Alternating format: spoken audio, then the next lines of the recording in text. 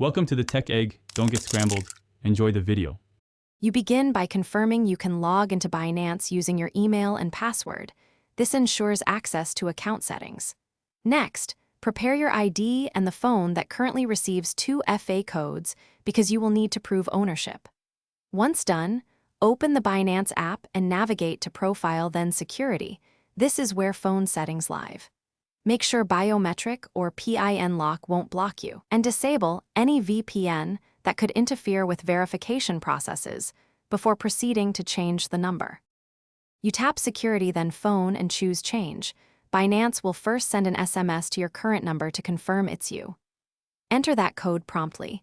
If you cannot access the old number, choose the identity verification route. You will upload ID photos and record a short face verification. During this middle step, follow prompts exactly. Use clear lighting, remove glasses, and hold documents steady. Make sure your new phone is nearby to receive the replacement SMS once verification completes. You finalize by entering the SMS code Binance sends to your new number. This binds it to your account and reinstates SMS-based 2FA. After completion, go back to Security and reconfigure Google Authenticator or backup codes as needed to avoid lockout.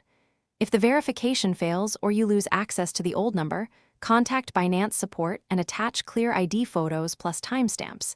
This speeds resolution. Key tip: if SMS never arrives, try network restart or switching SIM slots before repeating verification. Thanks for watching. Consider subscribing if I helped unscramble your problems.